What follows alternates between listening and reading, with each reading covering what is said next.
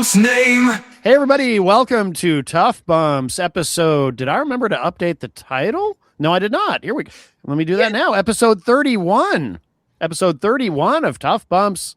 My name is Matt Connerton. Of course, Eric Pilcher is with us as always. And we are joined by Austin Hicks, who is the creator or executive producer. What is your title, Austin, officially? It says creator. It says it right there. It does. Oh, yeah, I see. Creator of Tough Bumps. Yes. I don't know the lower. No, hold on. Daddy's talking. Oh my goodness. Oh wow. Matt, you started this last week when he was sick and not here, and you said he was the creator. So he runs this out, creator of Tough Bumps. Yes. Right. Why not? Because it's, you know what? We have a lot to discuss. It's in writing now. You can't. Yeah, that's true. Like it's on the internet. So it's true. And yeah, very true. Very factual. Yeah. Can't do anything about it now. You know what? There's a lot to unpack today. And you know, I'm trying to be even keeled and positive today. Yes. Good. I really am. Tomorrow is a big day. Mm-hmm. Patriots are in the Super Bowl. That's why we're on tonight. So, yes. Oh yeah, that's true. Yeah, well, I should mention for anyone enjoying this live, of course, it is Saturday, February 7, 2026. Losing my voice all of a sudden. Man. Wow.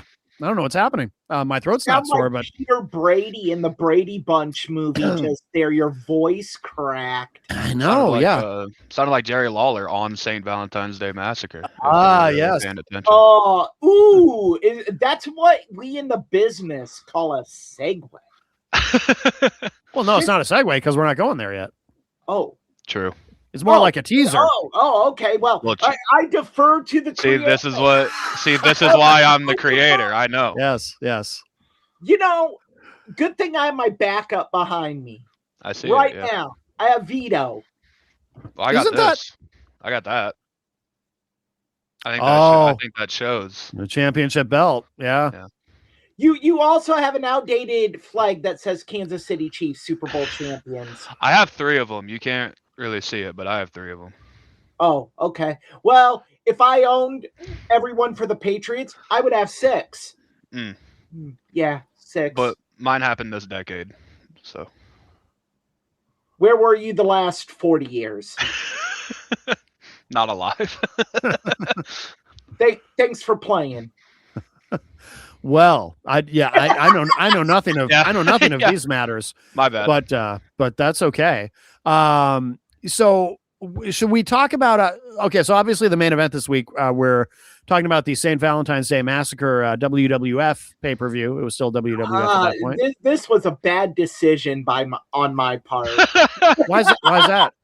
Oh, we'll get to that. Okay. Austin and I actually discussed this a little bit via chat last night. I watched the whole show. I did too, and I realized something about Attitude Era pay-per-views, and we'll get to that. Okay. This will be very interesting. So that's in the main event this week, but we do have the undercard, and we have several interesting items, and I'm just excited to put this on the screen. What happened at a recent AEW event? This is not from that match, by the way. No. But Brody King, who has been and it's not just a gimmick for him. He wears his Abolish Ice gear to the ring and everything, but he also and Eric has let me get that, blow that up here. Let's see. So people watching the video feed, if you're getting the podcast version of the show, audio only, Eric has a card that says Ice Out Now. And very nice. But so what happened is Brody King and MJF had a match, and they a fuck ice chant broke out during the match. They were in Nevada, and of course Nevada, obviously, it's a blue state, and I don't know, were they actually in Las Vegas? I think they were in Vegas. Yeah. Okay. They're in like a theater in Vegas. I'm pretty sure. Yeah, because that's a city where there's a large, obviously a lot of immigrants there working, so that might play a role in it. I give credit to TNT for letting it go. Yes. Yes. Not killing the arena mics. Because look, here's the deal. We as citizens, and I'm going to get on a little bit of a soapbox here, and so I apologize to both of you. No, it's we as citizens can disagree about immigration laws, immigration reform. Mm-hmm. But what we cannot disagree with is the harrowing videos, the stories we have seen. We have 2 Americans that were gunned down by officers, at the very least, that used excessive force. Yep. And at the worst, gross overreach of what their power is. Oh, yeah. And to have a 68-year-old American citizen dragged out of his apartment in below zero temperatures in just his underwear. And to hear ICE's mission statement in Minneapolis as we are targeting anyone who looks Somalian. Yep. Mm-hmm. Yep. What? I have actually read Mein Kampf. I had to read it for a college course. Yeah. People, this is how it started. And the whole, I want to nationalize elections. Yeah, those words were direct from Adolf Hitler. Elections should be nationalized. Mm-hmm. That was a decree in Mein Kampf, verbatim. Mm-hmm. So, Americans, what we have to do is we have to use our voice. We have to stand up and fight right now, any way we can. I see kids walking out of schools, and I see people admonishing them on Facebook. Senior citizens, they just want to get out of class. Maybe some of them. But what about the ones that are fighting for their future? Mm-hmm. What about the ones that have family members who are here on asylum that are getting that revoked daily? Yeah. What about what about kids who are going to school, have known no other life than to live here in the United States of America? They are being threatened with being removed because we are openly and actively trying to remove the birthright citizenship law. Mm-hmm. And do you know what will happen to those young people when they go back to their countries? They will be murdered. Yes. Yep. Murdered. Because they are looked at as traitors of the state. How can we, as a humane country, even remove Democrat, Republican, Libertarian, Socialist, remove all of it? How can anyone as a human being be okay with this? Yeah, no, I agree. And what is very interesting is, and again, I mentioned like saying you're the creator of something when you really were not the creator of something. Now, we should mention, we should explore the dynamics of this too. In that, so one thing too I want to mention about Brody King, and I haven't watched enough AEW in a while to really know much about Brody King, but I do know this is not just a gimmick for him. It's not a character. He is actively doing things like raising money for families who have been directly affected. There is a shirt by on this. Pro Wrestling Tees that says "Abolish ICE." Yeah, and it's in like the Brody King font, like the Brody King's logo. Oh yeah. Here, Matt, I'll send you a link so you can share it out. Because there is something here that I found just now, and it might be the same thing. You can tell me if this is it, or if it's something different. Is that I believe that that's the shirt. Yeah, I think that's the shirt. Okay. Yes, it is. Yeah. Yeah, I like that. I want to give credit to everybody involved with that. When it came to, it was Bryce Remsburg waiting to ring the bell until the crowd died down. Brody King nodding his head in kind of solidarity with the crowd. Mm-hmm. MJF looking directly at the camera like, hey, they're talking to you. And like, I give credit to MJF because there was a definite moment where he could have been the heel in that situation where like he's like trying to drown out the crowd. Or there could have been a moment where, and I think MJF played it perfectly, where he stayed in character, but you could tell that he was a part of it also. And I just want to give credit to everybody in the ring and in that whole arena, to be honest. Yeah, I agree. Yeah, I mean, look, it's one. I want to touch on the MJF situation. MJF is a very proud person of Hebrew descent.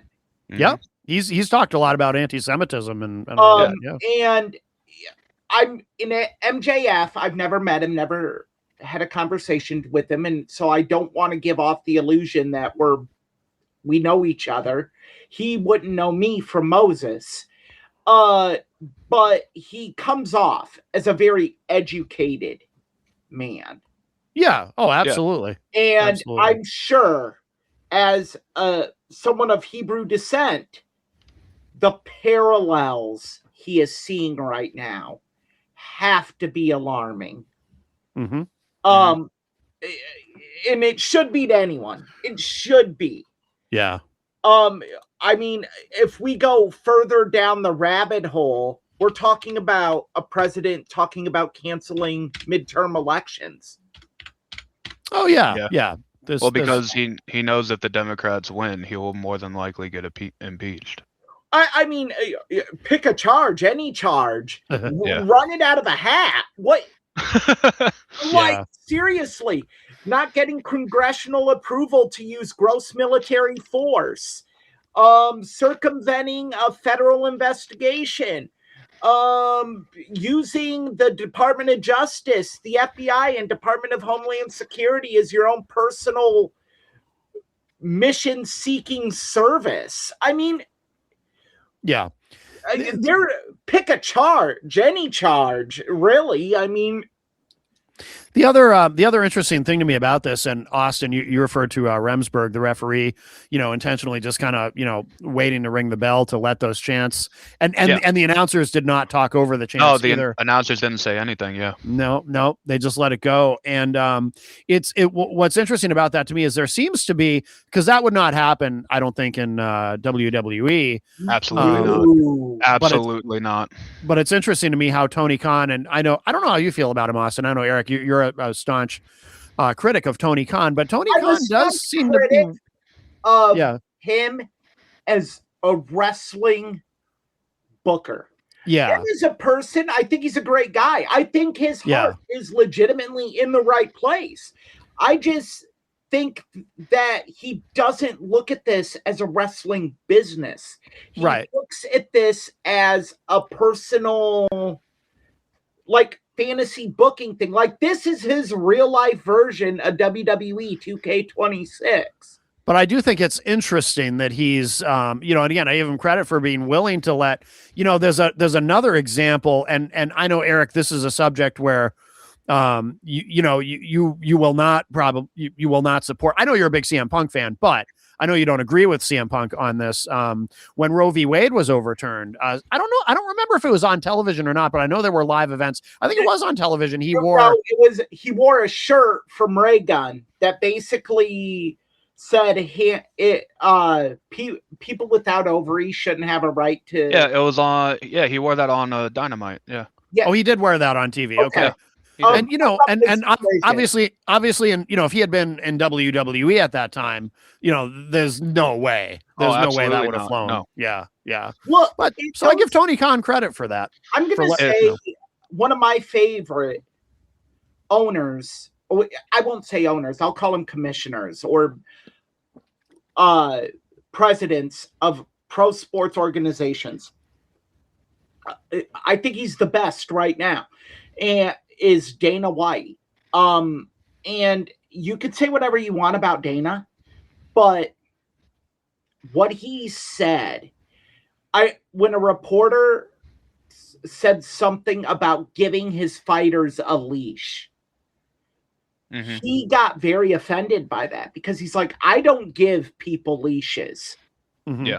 I let them say whatever they want.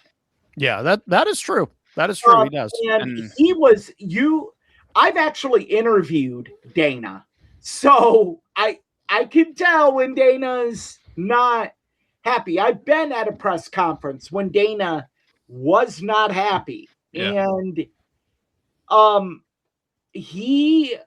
we were about to get old school Ultimate Fighter Dana White. Do you F-bomb this, F-bomb that, F-bomb you, and it was going to be not good for this journalist. Yeah.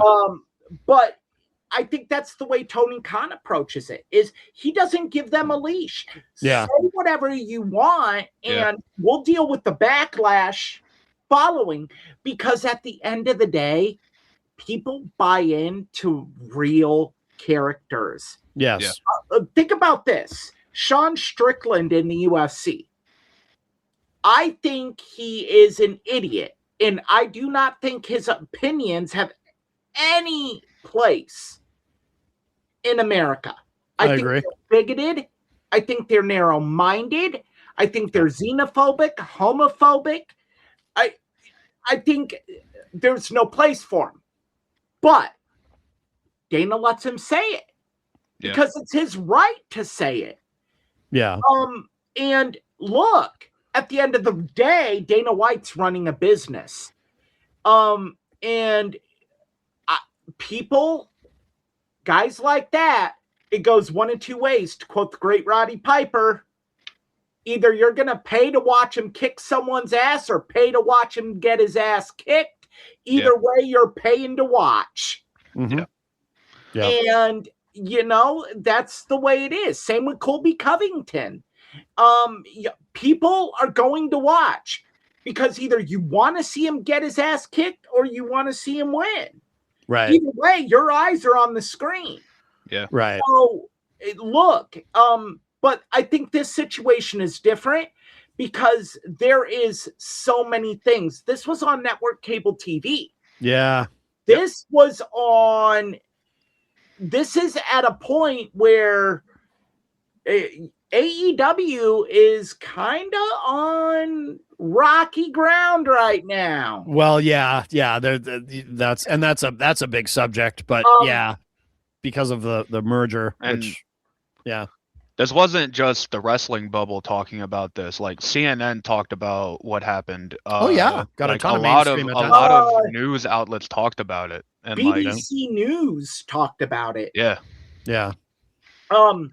And again, it kind of just shows like Tony Khan lets people have a voice, whether it's something on their gear that represents issues or something they say on a promo or something like that. Like, yes, this does not happen in WWE. If this was WWE, Triple H would have cut the feed entirely, and we would have been looking at a black screen for 20 seconds. He would have killed the house mics. They would have just muted it. I think they would have just muted it. That's what I mean. They would have killed the house mics. Yeah.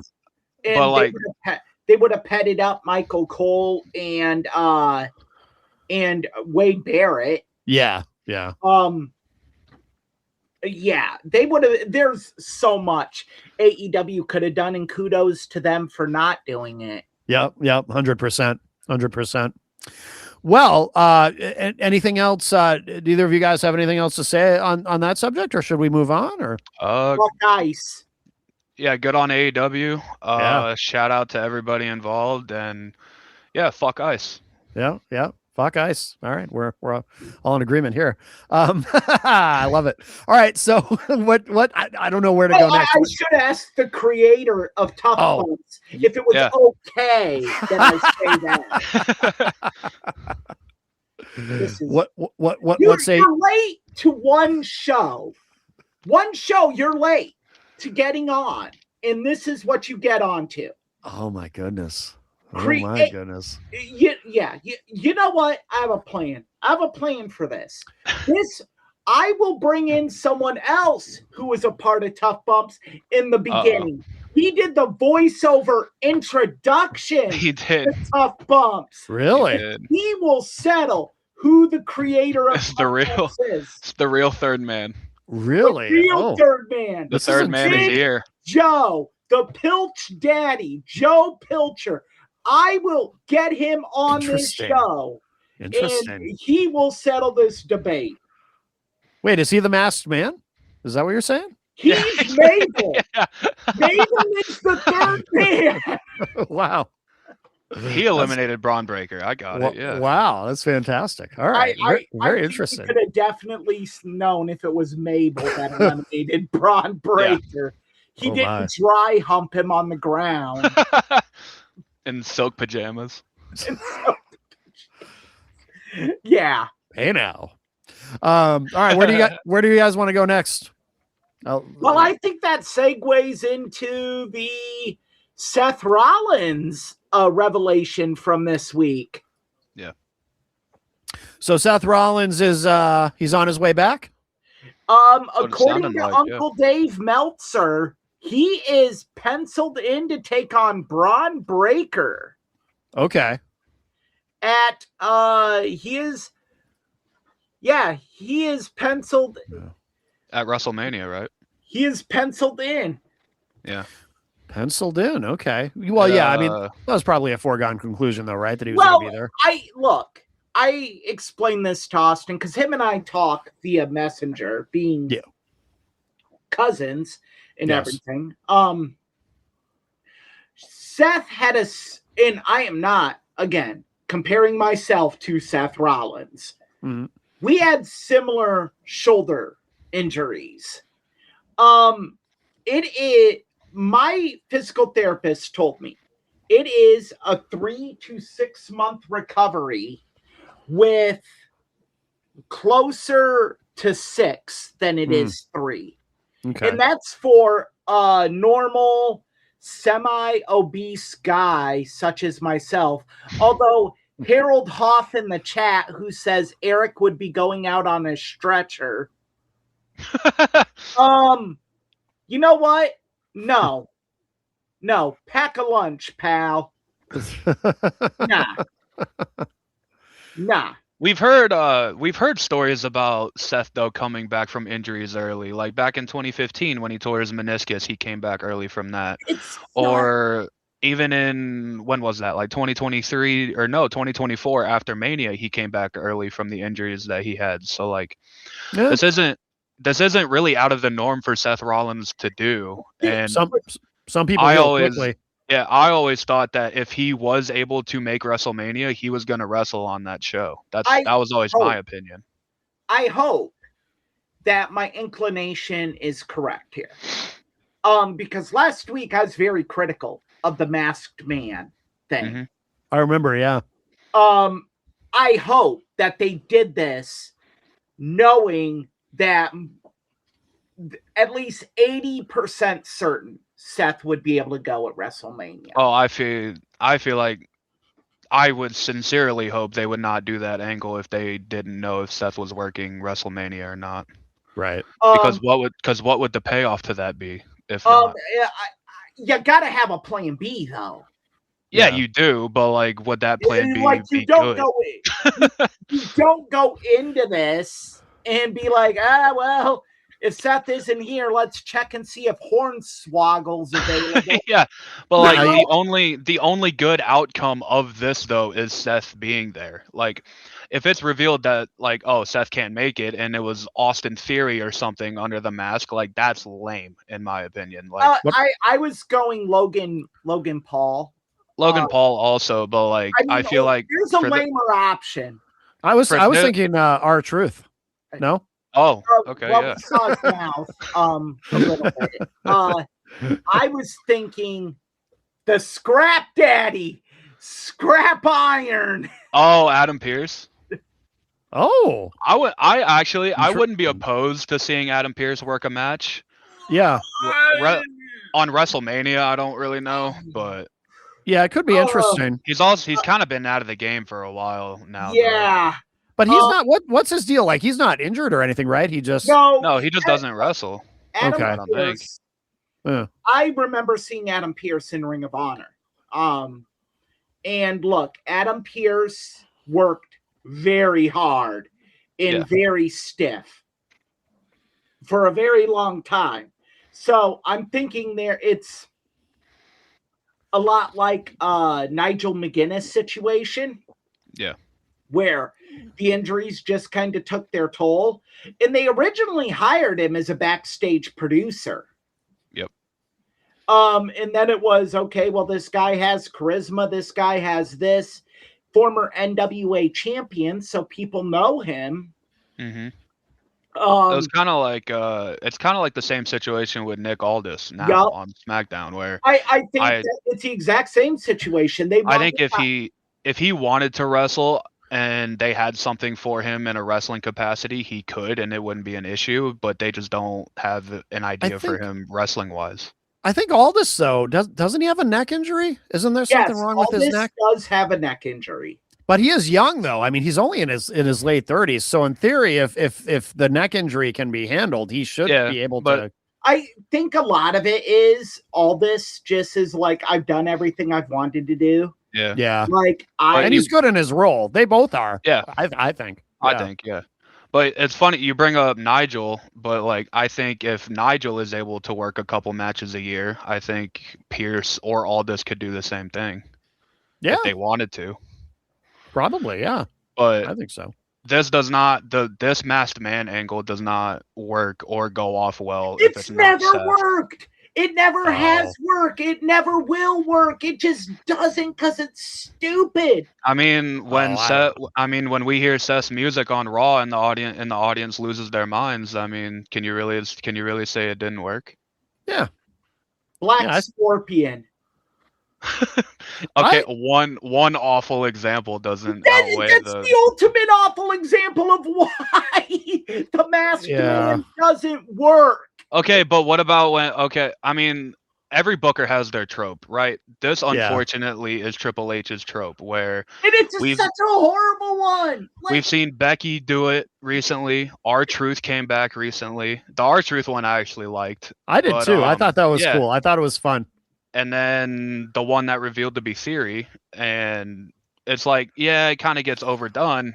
But it's overdone and it's just ridiculous. I am not a fan. My least favorite one of all time is Vince. It's me, Austin. It's like, oh, God. the higher power. The higher power. So bad. But it did give us Stone Cold Steve Austin as CEO. Yeah. Oh yeah. Of WWE. Yeah, that was fun. The greatest non-wrestling Stone Cold moments ever. Him taking over Titan Tower. Yeah, that was funny. That was funny. But I mean, obviously, if Seth, you would want Seth on WrestleMania. Like, WrestleMania is one of those shows where if you have your top guys available, they better be on the show. And I imagine Seth doing physical therapy 3 times a day, hard physical therapy. He's doing everything he can to get back. And if he's 100% ready to go, like, why not? Like, I thought this match was going to happen later in the year, like at SummerSlam or something. But if we can make it at WrestleMania and then Seth can do something else at SummerSlam, like, why not? I also think that this sets up it sets up a I'll address that in a minute. It gives them an opportunity to put Braun Breaker in another main event situation. Yeah. And see where he's at, because his first time against Punk, it was clunky. It was not good. I think they had a good match. I think Braun was a little caught up. Sure. So it was a big moment for him. A lot of pressure. Yeah, I think this gives you another opportunity to get him into that situation by himself and move and see and build him up more. Yeah. Yeah. I think 100%. What is a sick no? Oh, a sick note. Yeah. In the chat room. Is this someone you guys know? Harold Hoff? I do. I know is David Hasselhoff. Oh, okay. Yeah. Oh my God, we got the Hoff in the chat. Nice.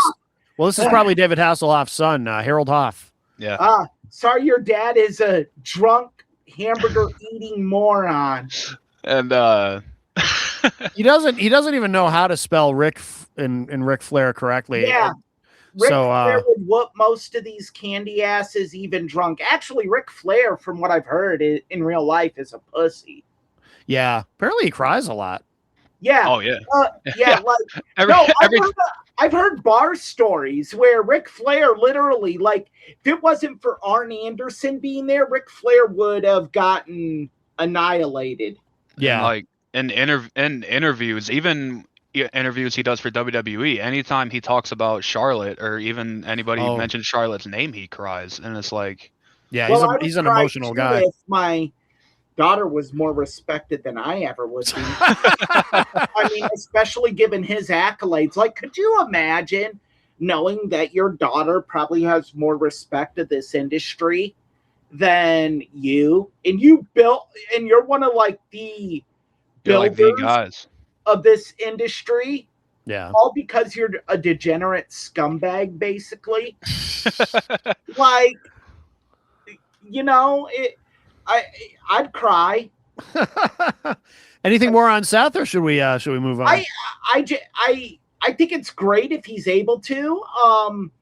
I think it's a good match, and I really want to see Braun Breaker shine in that. Yeah. And I think Braun would work better with Seth than with Punk.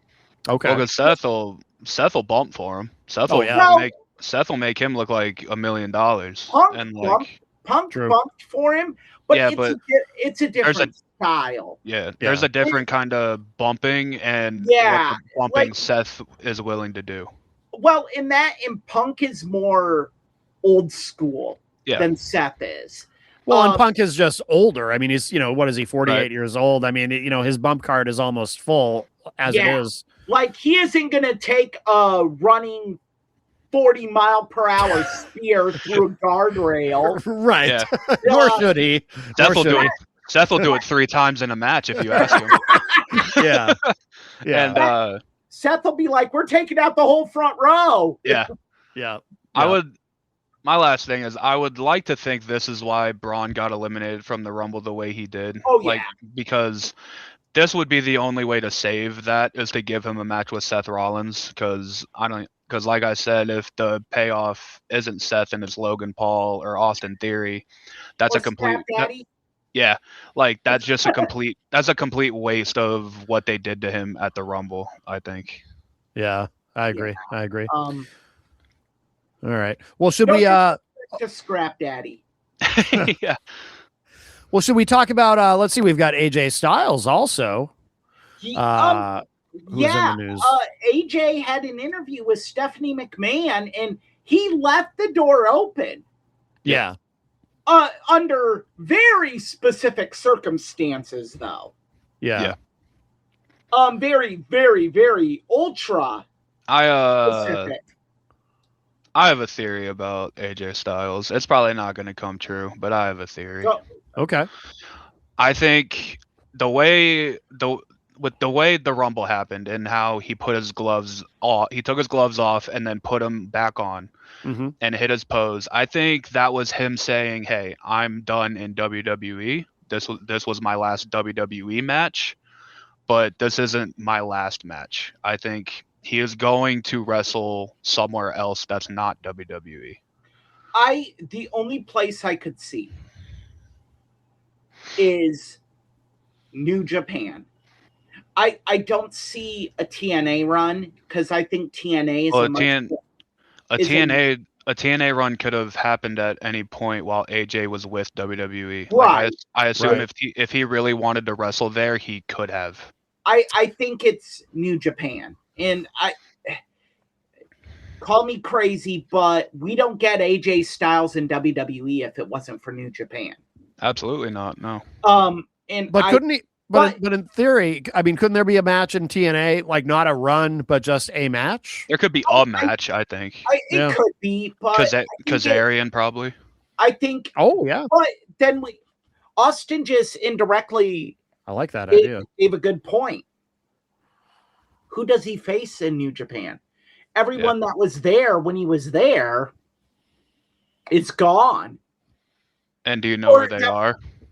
Yeah, and you know who they are. Naito gone, Omega gone, Bucks gone, Finn Balor in WWE. Evil gone, Sonata gone. I mean, you could maybe have him go up against Zack Sabre Jr. Yeah. But I mean, Tanahashi just retired. Yeah, Tanahashi's gone. Suzuki is doing one-offs, essentially. So I don't know what you would do with him. In New Japan, there's nothing that you can build to where you say, this is where we go. The only company, because AJ's history in New Japan isn't there anymore, but it's there in AEW. Kenny Omega's there, Okada's there, the Young Bucks are there, Ospreay's there. There is I'm not saying it's a big like prediction or like a big chance of it happening, but there has to be at least a little bit of a chance that AJ will go to AEW. Would be fun to see. In today's pro wrestling, I don't think there's always a little bit of a chance of anything, really. Yeah. I mean, short of CM Punk going back to AEW. I mean, there are things that you're just like, no. I wouldn't put a Trump gold card on this. Yeah. But I don't know. It's interesting. Yeah. But it goes back to my whole point is, does AEW know how to book an AJ Styles? I mean, I will counter that point to how AEW has booked retirements in the past, and that they have done a very good job. Sting's entire retirement run is beautiful. There's a difference, though. I agree. Yeah. And yes, Sting's retirement run was great, but there's a difference between AJ Styles and Sting in regards to even just if we want to bare bones it down to what AJ can still do in the ring versus what Sting could not do. AJ can still go out there and have incredible matches. Yeah. So I think that then, and AJ is very good at short-term storytelling. Yeah, that's true. That's a good point. He spent more time in the Indies and ROH than he did WWE and New Japan. Mm-hmm. So he knows you can tell a story from A, B, C, stories done. And we only have these 3 shows to tell that story. Yeah. with social media now, if you use YouTube, it's a lot easier. Yeah. So he could do it. It's, getting the right guys back into the fold in AEW. Because Ospreay, I think he's still out. Yes, but on Dynamite, they are running vignettes saying he is coming back like very soon. Oh, good. Okay. Well, I hope he does, but it is a neck injury, so who knows? Who knows anything with Omega? Omega's looked good since he's came back. It's easy to look good when you work 2-3 matches in a 6-month period. Yeah. I mean, with AJ, you're going to have to appear at some shows because you're going to want to build to this big payoff at a pay-per-view match. Mm-hmm. Yeah, but I think you want to air this on Dynamite if you do AJ Omega. But I think in this situation, though, it's not like he has to. Yeah, he's got to make some appearances, but it's not like they have to be matches. You know what I mean? You can build a storyline that builds to a match versus Omega without. You can have AJ wrestle on Dynamite a few times, or I wouldn't even have. Okay. I mean, I think it would be better to not. Yeah, I think you keep him as the pay-per-view attraction. Keep the mystique of that, and then you know what I mean, and that way too, you don't have to worry about. He is a 48-year-old man.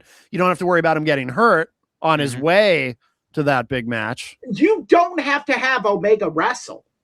You don't have to have AJ wrestle. Right. But you do have to have them in the building, building up, cutting promos. Yeah. This event. And from what look, if you need me to decipher what I'm going to say here, let me know and I will. Depends on if you believe what you see or believe what you read. And if you believe what you see, Kenny Omega is probably in the best shape he's been in a long time. Mm-hmm. Yeah, he looks amazing. If you believe what you read, it's becoming harder and harder to get him out there. So that's a situation where if you have that, I'm thinking maybe you let that be Omega's swan song, because that's the match we never got. Because keep in mind, Kenny turned on AJ to become leader of the Bullet Club. Yeah. You have this huge feud now where AJ's like, hey, listen, I made you. I gave you all of this. Without me, you're not New Japan. You're not NJ. You're not the champion. You're not the best bout machine. You're not the 5-Star Express. You don't have this wrestling organization. That could be really good. Really good. My back that you're here.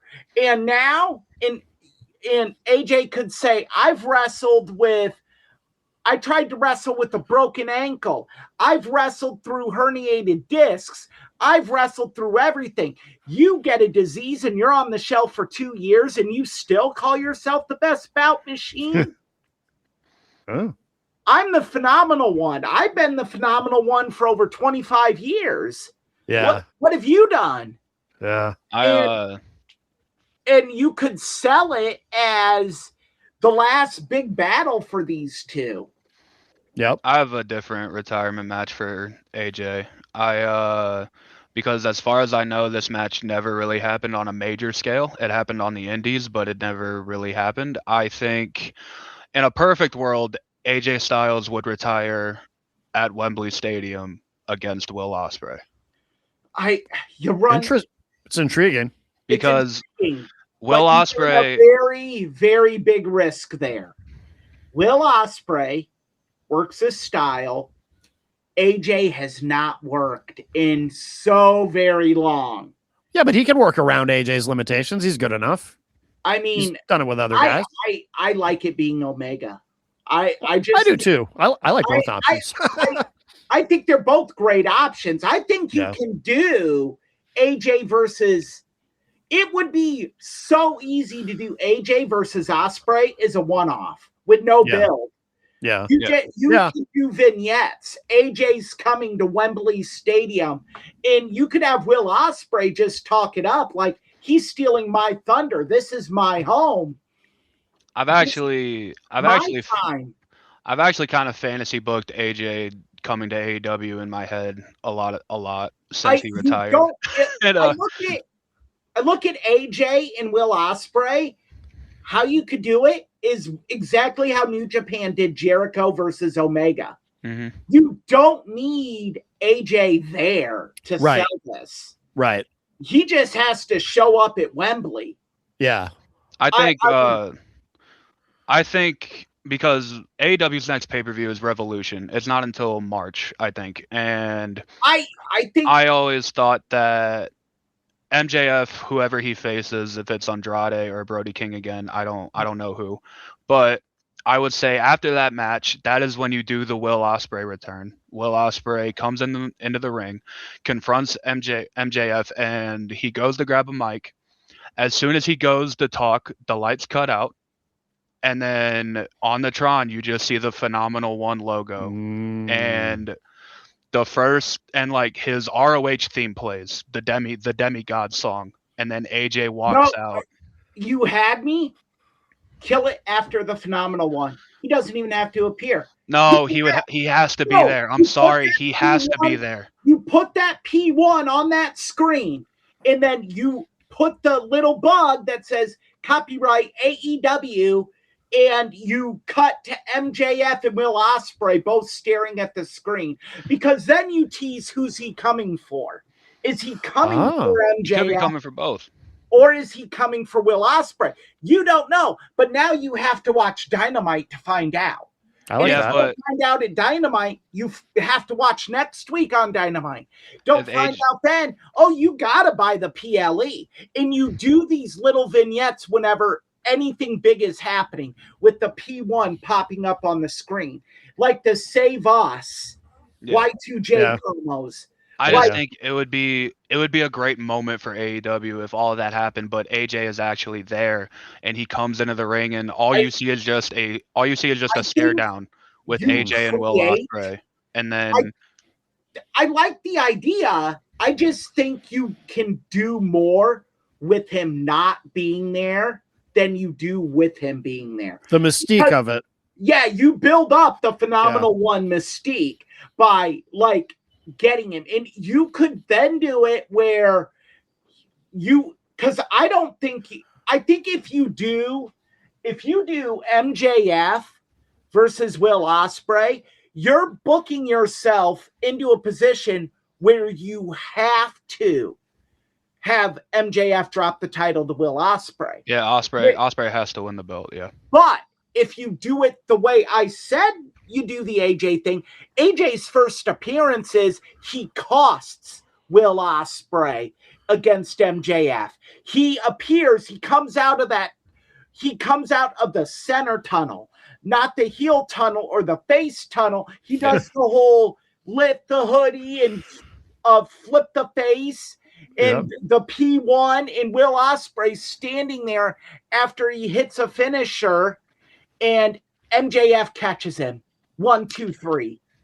You keep the door open for a rematch between the two of them, but now you have a viable reason why MJF keeps the title and building this feud with AJ.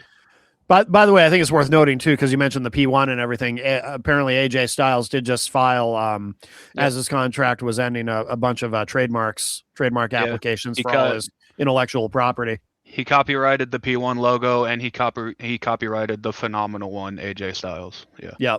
Yep. But I believe he's always owned those, has he not? Yes, he has.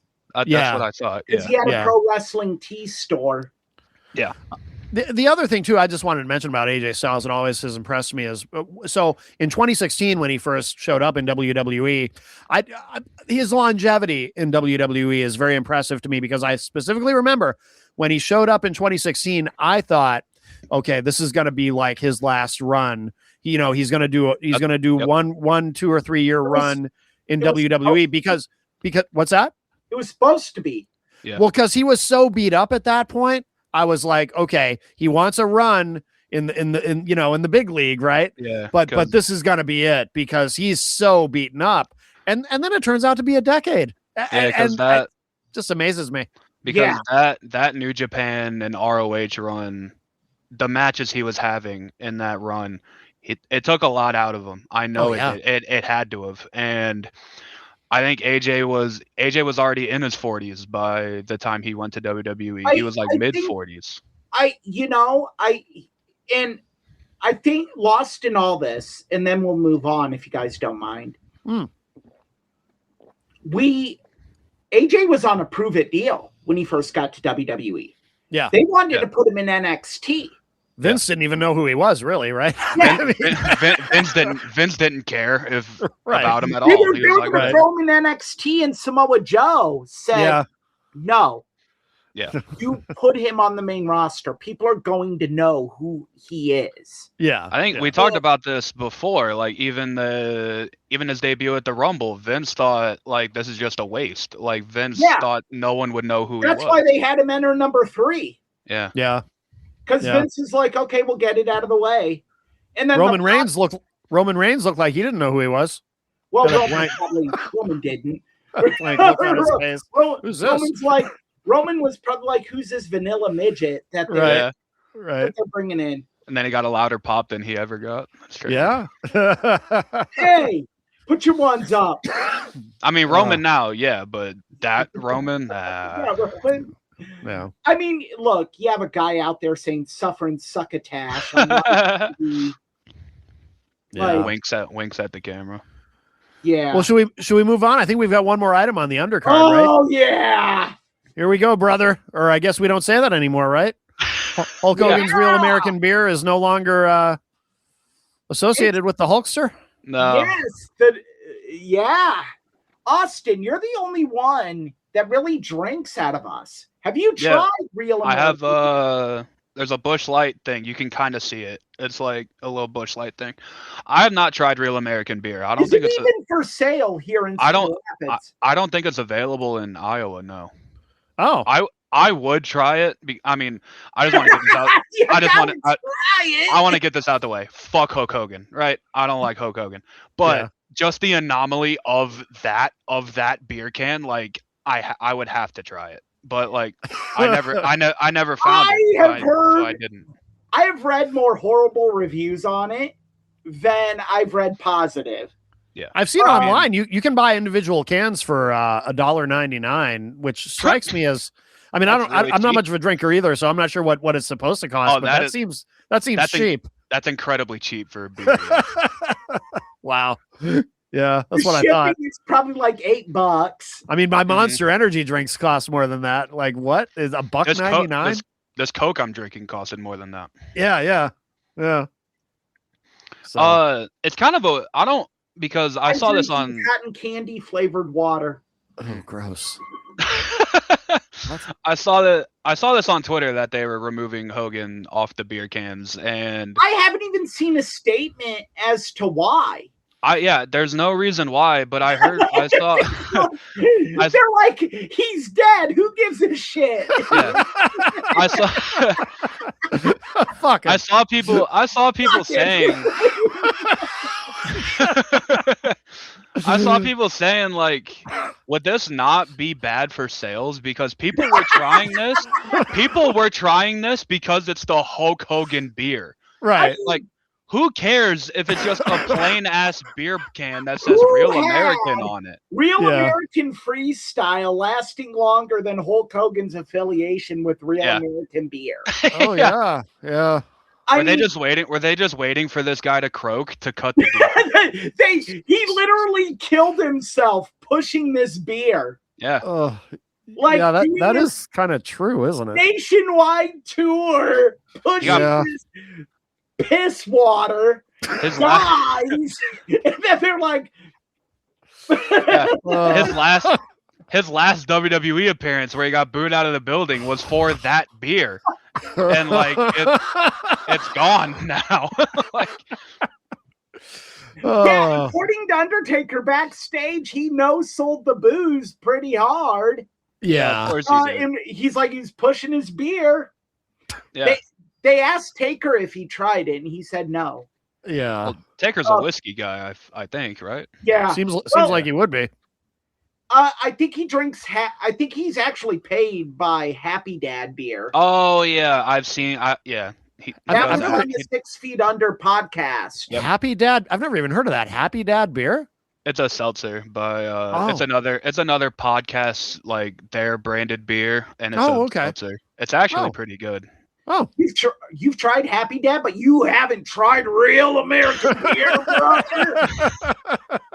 You commie bastard. Oh boy. Wow. The wrestler Austin, to earn your American stripes, you need to watch the Turning Point USA halftime show. You need Kid Rock. Kid Rock, who loves Jesus. Well, talking about balls on your face. I'm cool with Bad Bunny personally. Me too. Me too. Look, I don't give a shit. Like, I subscribe to a theory, and I never thought this theory would be revolutionary in this world today. And this has long been my theory on this Super Bowl halftime show. You don't like who's performing?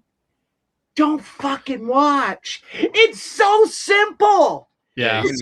You can don't mute watch. the TV. Go take a shit. Go do something else. Like, that's probably what I'm going to do. Yeah. I'll blow up your brother Adam's bathroom. I'm not a Bad Bunny fan, but I'm not going to sit here and create a scene on social media talking about how I'm not watching the halftime show. I'm going to watch the Turning Point USA halftime show that no one knows where this shit show is broadcasting at. No, yeah. Is that true? Like they don't say where it is? I'd assume it's on YouTube, but I don't know. No, it's not on YouTube. It's on Newsmax. Oh, of course. OAN. They're fucking dumb service that no one has. It's on the Turning Point USA social media. It's probably on Fox Nation or something. Probably. No, Fox Nation is even like, nah. Yeah. We're out. Hogan would be there if he was alive. Oh yeah. Oh my. He'd jump on stage with Kid Rock, like ripping the T-shirt and doing everything. Throwing out cans of real American beer. Yeah. Busting another pregnant woman in the face with a tall boy.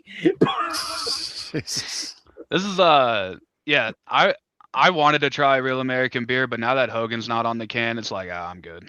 Like, yeah. Like seems like a really bad marketing decision here. Yeah. But is it still? So I'm unclear though. So they're taking Hogan off the can, but is it still on paper called Hulk Hogan's Real American Beer? Actually, designs of what the can is going to look like.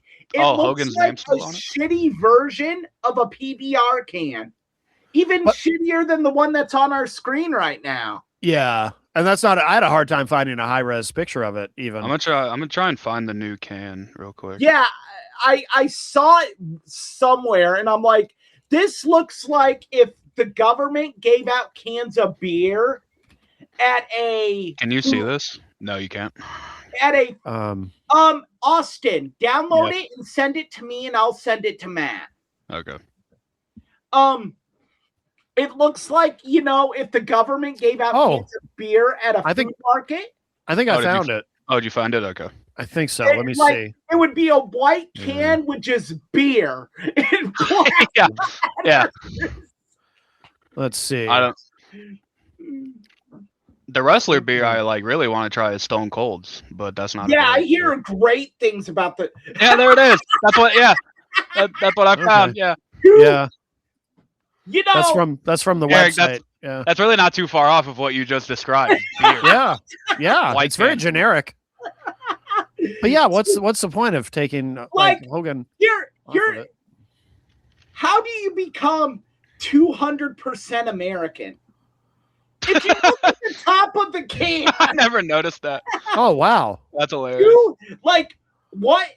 like, what if I'm under 200% American? Can I not drink Then the you're beer? not real, brother. 200% American. And Wow. how do you claim to be 200% American with only 4.2% alcohol by volume? That's like that Trump math that's popular these days. You know, we're gonna lower drug prices by 300%, and you know all that shit. So I just looked up Real American Beer on Twitter, and this is the only thing I found. It was a post of that new can, and it says Hulk set the tone. The next chapter carries it forward. 200% American always. Still bizarre. What? None of this makes any sense. Wow. Why? I don't predict big things for the future of Real American Beer. As I don't even know what the hell I am in regards to this show anymore. But as a spokesperson, look, Real American Beer, send Austin a can. He's over 21. He'll try it on air. I will drink this on air, yeah. We will give you free pub. You just have to send him a can. Like, how I can probably get it shipped to my house. How great would it be to get them as a sponsor on a show where we shit all over Hulk Hogan? How perfect. I started the segment by saying fuck Hulk Hogan. So yeah. Like, that would be amazing. You know what? We need sponsors. So on Real American Beer's website, they have the Hogan can still, but it says the final run. Get them while you can. Limited edition for $1.99. We might have to get you a can, brother. How much are they going for on the website? Does it show you a price? I'm trying to find that right now. Yeah. The website's not functioning. No, it's kind of a shitty website, to be fair.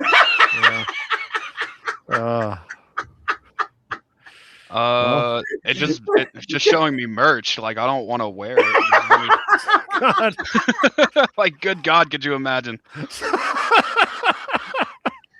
They're probably selling that merch at the Turning Point USA halftime show tomorrow. Yeah. Probably are. Wow. I know. Oh, good Lord. Oh. It's not letting me buy it. I think I was misled. You were misled by someone that's 200% American? The hell you say? Oh, I can go through a third party. No, I can't. Fuck. You have to go through a third party to buy this shit? I guess so. I don't know. Like, you don't even have to go through this to buy yeah, because I just went to the site on my browser here, and I click the link, and it says find Real American Beer near me, and then I guess I have to find somewhere that I can buy it. Yeah. What the fuck? Like, that's you horrible. Know what? Yeah. Hold on. I'm gonna check this out. This is not good. Real American. This is really bad. You gotta be 20. Okay, you gotta be 21 plus to be in here. If you're of legal drinking age, come on in. Who is gonna click? No, I'm not. Right, I know. Oh wait, I found a 12-pack for $10. Holy shit! Oh. Shipping UPS 1 to 5 business days. So you got to wait 1 to 5 business days to be 200% American. Yeah, that's a shame. There's nothing more American than that, brother. Deliver it. Oh, Austin, Lord. are you actually debating buying a 12-pack of this shit? I am. Now, I want to know. I'm this far into the bit. I might as well come this whole episode has just went down the rabbit hole here. Oh, now, whoa. It's $95 to have it shipped to my house. Well, there goes that. Well, there goes that bit. Whoa, wait. We went from $10 to... I don't. Apparently, it's an actual alcohol shop that I was on. So So on the page that I'm on, I'm supposed to be able to put in my zip code so I can find Real American Beer near me, except the window doesn't work. Like I can't type in my zip code. It doesn't even fucking work. Of course it doesn't. the finder. Yeah. I can use Instacart to get Real American Beer. Oh, for real? It is not available in 52402. Yeah. It says Real American Beer Light, crisp and crushable. If I find this new can, would that still count, or does it have to be the Hogan can? I would actually want you to drink both cans because I want to compare if it's like the new Coke. Yeah. Is there a new American formula here? Was the Hogan can 200% American? Is that new? Is that a new thing? I think that's new. I think that's new because nothing says Americana like Hulk Hogan, especially in today's climate. Of course not.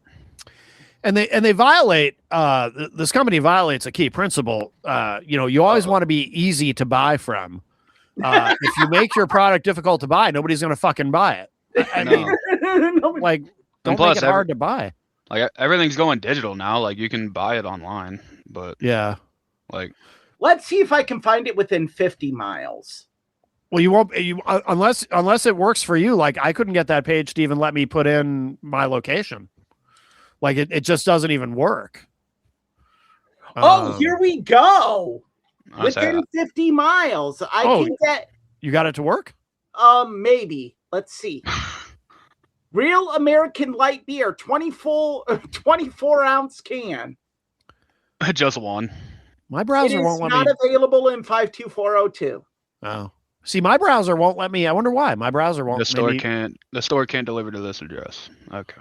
The dream is dying, folks. Oh well. Or nightmare, depending on how it tastes. Yeah. You're just gonna have to settle for being 100% American. Yeah. Oh well. All right. Well, I think we've exhausted that. Should we get to the main event? There's 20 minutes we're never getting back. Well, that was fun. But let's see here. It's always fun to laugh at Hulk Hogan. Even though it wasn't this time, it wasn't his fault, but that's true technically. So we have so the main event this week, the St. Valentine's Day Massacre pay-per-view. This was bad. This was not a good idea. So full disclosure before we go any further, I did not my week. I could not find what we had to suffer through this shit. You did. You had to suffer, so I didn't have to. That ultimately is the case. Yes. I found a graphic of it. Now I can't find the graphic. I can find the graphic again, but like I will say though, it's a great name for a pay-per-view. Well, it is. Yeah. It actually aired on Valentine's Day. Yeah. And like the logo is really cool. The stage setup is cool. Like, it's a very cool looking pay-per-view. Interesting. In doing research for this, Matt, that's what you do when you're covering a topic on a podcast. When doing research for this, yes. It was actually held at the Pyramid in Memphis, Tennessee. The Pyramid in Memphis, Tennessee is now a Bass Pro Shop. Oh, no kidding. Yeah. It is a Bass Pro Shop. Yeah. It is. Oh, why can't I get this bigger? Sorry, there we go. Hard to find a high res image, but I was saying to Austin while we were waiting for you, I always really liked the cover of this. Little weird Vince putting himself on the cover, but I understand in the context. But I like the image of him holding the roses with the blood. Grant saw through her people. Oh God, good Lord. Wait, what? Yeah, probably. But I do like that. Probably. But I do like that image of the. For people listening to the audio, I suggest you look it up. This is a terrible website. This is terrible. Look, this card is emblematic of what was wrong with a lot of Attitude Era cards. Okay. Especially pay-per-views. They were so top heavy. Yeah. Like there wasn't a card there were very few cards during the Attitude Era you could look at and say top to bottom they were amazing. Yeah. And it was a problem. Like Austin and I were talking about the start of this show.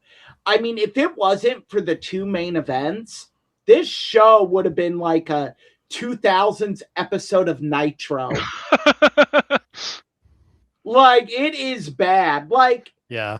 I mean, in some of it, I think is you put a match together, like Ken Shamrock versus Val Venus, and you do that, but because it should be good, both guys can work, but they have horrible chemistry, so it's a bad match.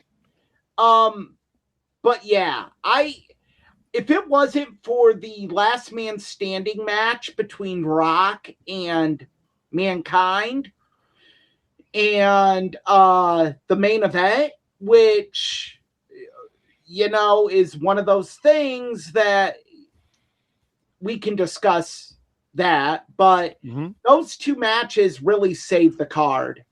Okay. I thought. Well, and you want your main event matches to be the best. I mean, in theory, right? You want them to be the best. But you also matches. don't want the match, every match before it, to be the drizzling shits. I mean, you know, like, yeah, I just, ugh. Oh, that's where I went wrong. This is technically In Your House show. Yeah. Oh, yeah. Yeah. I'm trying to, because it was the last one to be called In Your House. Oh, okay. Because I was thinking about that. They kind of it seemed like that was around the time when they finally retired the In Your House branding, which I never cared for anyway. I always thought it was kind of weird. No, you got to understand, when they started In Your House, it was they weren't running many pay-per-views when they were. Yeah, it was just called In Your House. Yeah. The first 10 was In Your House 1, In Your House 2, In Your House 3. Yeah, and then they started doing stuff like In Your House, Beware of Dog, and Revenge of the Taker. Yeah. Mind Games. Oh yeah. Okay, so I was on Cage Match because I wanted to look up the card, and I was having trouble, but I found it. Was In Your House, Cold Day in Hell. That because I don't even remember that one. It was Stone Cold Steve Austin versus Undertaker for the WWE Championship. Yeah. And it was it was the event after WrestleMania 13. Okay. So watching it was it's just a weird show. Like it is. Because the first match is it's it's Goldust versus the Blue Meanie. It's Goldust versus Blue Dust in a 3-minute match where I don't even remember. The entire angle of the match is Goldust hitting Shattered Dreams on this guy. Like, that's kind of it. Like, and then you get into Hardcore Holly versus Al Snow. That match was cool because it ended in the Mississippi River, essentially. Oh, I remember that. Yeah, yes, They completely leave the building entirely, and And Hardcore Holly rolls him up in a fence to get the win. Yeah, that's pretty funny. That is, yeah. I mean, well, look at it. Then they give 6 minutes to Big Boss Man versus Midian. Yeah, that could have been on Sunday Night Heat. I'm not gonna lie, that was the moment during the show where I almost texted you guys and was like, yeah, I don't know if I can do this. That was the moment. Big Boss moment I saw Blue Dust, I was like, what was I thinking? Now, I don't remember, what was Midian's gimmick at that point? I don't even remember. Undertaker's minions. Right. He wasn't naked yet. Yeah. Wasn't naked Midian. Yeah, he was in the Ministry of Darkness. Which he was like, I firmly believe that was punishment for him asking Stephanie McMahon out on a date. Really? What, Naked Midian or Ministry of Darkness? Oh, okay. I think that was him getting punished for having the audacity for actually asking Stephanie McMahon out to dinner. I mean, I mean, what a brave guy. Yeah. Mideon. I mean, every interview I've seen, nice enough guy, but not the best looking bloke. I think he's a chef now, if I'm not mistaken. Yes, he is. Oh yeah, he is. That's cool. That's good for him. Yeah. It's but then the Owen Hart comes out, and I'm like, oh, thank God. Owen Hart couldn't even save this.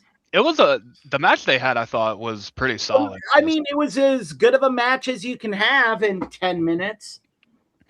Well, yeah, that's also. I don't remember. It was Mark Henry. Mark Henry and D'Lo Brown. Yeah. Oh. Yeah. It wasn't Nation of Domination because that faction was dead by that point, but they were still together. Okay. It was Sexual Chocolate, Mark Henry. Oh, yes. And they had Ivory with them. Yeah, Ivory. Oh, Ivory okay. Yep. And then Deborah was with Jarrett and Owen. Okay. Yeah, and then you had the Intercontinental match. Oh man. That was just a train wreck. And for some reason, you had Billy Gunn as the special guest referee. Well, wait, who was in that match? Val Venus and Ken Shamrock. Oh, okay. So Shamrock was the IC champion, obviously, right? Because Val Venus never had Val Venus was. He what? I don't even remember. Shamrock was champion going into that match, but and then Val Venus beat him for it. Val Venus won it. Yeah. Oh, okay. I don't even remember Val Venus being IC champion. Then that completely Ryan Shamrock the next night on Raw. Oh, well, that's nice. That somewhere. Ryan Shamrock, Ken Shamrock's sister in kayfabe, but on this in real life, Ken Shamrock was plowing her. Oh. Yeah. That's why Don Fry wanted to kick Ken Shamrock's ass. Because Ken Shamrock cheated on his wife with a tight white whore, as Don Fry called her. And wow. And hey, oh my goodness. You sold that fight for Pride SC, damn it. And Shamrock and Val Venus, it goes 16 minutes. That is, I can't explain this enough. It is the longest 16 minutes of your life. You could have told me that the match went 40 and I would have believed you, because they do absolutely nothing in the match at all. And the crowd dies fast. Weird movements. Like flexing and like he'll randomly squat down. Wait, who will? Shamrock? No, Billy Gunn. Billy Gunn. I'm sorry. They'll be doing a headlock, and Billy Gunn will just squat down behind him, and you're like, "What are you doing?" And he Billy Gunn was the special guest referee, Matt. Okay. You really need to follow here. So confusing. The loudest the crowd gets is when Billy Gunn attacks Val Venus or something and hits the suck it taunt. That is the only time the crowd comes alive. Yeah. Wow. Intercontinental title match, and that's too bad. Too bad too, because I always really liked Ken Shamrock, and I thought he was said, it's two guys that should have worked well together. But whether it was the special guest referee, the stupid Ken Shamrock sister storyline, whatever it was, it did not work on this night. And I think Ken Shamrock got a lot of unfair blame for it not working. Yeah. On this night. It just sometimes it just doesn't work. And this is what happens when you overbook. And that's what this match was. I didn't even know why Billy Gunn was out there.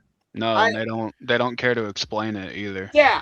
There's no storyline explanation for his. There's no recap, no nothing. Billy Gunn, I want to Michael Cole, because the commentary team was Jerry Lawler and Michael Cole. JR wasn't there. I think that was either during a contract dispute or a Bell's palsy flare up. Oh, okay. But it was Michael Cole, and I think Michael Cole made a passing thing where he said oh, Ryan Shamrock has a crush on Billy Gunn or something like that. No, that's it. That's the only explanation you get as to why he's there. Michael Cole was kind of thrown to the wolves and being a commentator because he was a backstage interviewer. Yeah. And they're like, we need someone. JR isn't here. Well, Yeah. Michael Cole. And, you know, there's nuances that go with it. And you can definitely tell that they are lost. Like Cole, like Michael Cole's talking like a million miles a minute because he's just nervous. You could assume. Yeah. Jerry Lawler's like sick or something. Like his voice is like gone completely. Yeah. So he can't do like the normal things that he would do. Yeah. His commentary was like super weird the entire show. Really? And then we had the DX tag match. Yeah. The Corporation defeating Triple H and X-Pac. Was Kane and China. Yeah, it was. I don't know why it was there. I want to say it was China. It was one of China's first like actual matches. Oh. And because they kept reiterating the fact that like, oh, China doesn't wrestle often, or oh, this is the first time a woman and a man have ever been in the same match, or something like that. And Kane is in the match a lot. He does a lot of the heavy lifting, obviously. Like China's there, but it's mostly a handicap match with Kane versus Triple H and X-Pac. Okay. And something that bothered me, it's a really nitpicky thing, but Triple H, he is in DX. The color of DX is green. And Triple H purple and black or orange and black? No, Triple H was wearing red, like bright red. The guy he's wrestling is Kane, who wears nothing but red. Like that is weird. It was just a nitpicky thing, but like, come on, dog. Like, just wear green or whatever. Yeah. And like, the next match gets so much unfair hate because of how it ended. The last man standing match. Yeah, like, if you think about it logically, they just came off a hellacious I Quit match, where the only way The Rock could win is by airing a recording of Mick Foley saying I quit. Yeah. Right. Like, then you have a last man standing match in the final spot, which I thought was amazing. And both guys, like, one, they're served a really impossible task. It's you're going to have to live up to this I Quit match that had these amazing spots. And you're going to have to do it again in a last man standing match. Mick Foley almost died. Yeah. That I Quit match is hard to watch. It is. Like, and you're like, well, no, like an I Quit match is like a steel cage match. It's a blow off. Yeah. It's over, but now you're doing this stupid fucking halftime heat thing where Mick Foley pins The Rock with a forklift of beer. Becomes champion, and then where do you go from here? Like, for me, and they did the best they could with what they were given. I think it was a horrible, just bad booking, and it's like a horrible decision because the next night on Raw they had him in a ladder match. Yeah, and The Rock won and regained the title. This was also in a period where they were hot-shotting the world title. Yeah, like rocking. They wanted to. A lot I of hated that. A lot of, and you should because it's dumb. But a lot of it was we got to keep up with Nitro. I know. We gotta do something Nitro isn't doing, and I think honestly Vince figured out that WCW was getting very political. That they weren't going to change their titles much. And if I could capture an audience and get them to believe anything can happen on my show, I'm going to do it. Yeah. Right. It was just like every week or every other week, it seemed like the title was either going to Mankind or Rock. And like, I will say it led to one of the best Raw moments of all time, with Foley winning the belt, with Stone Cold coming down, and all that. Well, right, but Yeah. then you diminish that moment when they changed the title 3 times over the next 45 days. Yeah. Like, And, always hated that. Always hated that. I mean, look, if you wanted it to be Stone Cold versus Rock at WrestleMania 15, there are 100 different ways you could have gotten there. Yeah. Without going through the just hodgepodge they went through with this card. Yeah. Like, I originally remember, when I made the decision we were going to cover this, it was through Reminiscent Eyes, where I remember thinking, oh, this was awesome. This got me so psyched for WrestleMania 15. And then I'm watching it and I'm reading, and then I'm like, oh yeah, I remember the next night on Raw, Rock won the ladder match. Mm-hmm. And the ladder match sucked because they busted their ass in this last man standing match.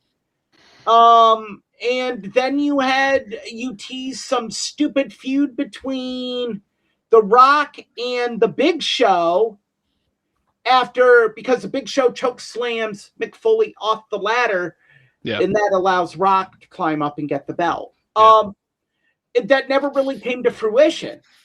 Not immediately, anyway. Well, yeah, years down the road it happened. Well, the next year it happened, but what are you doing?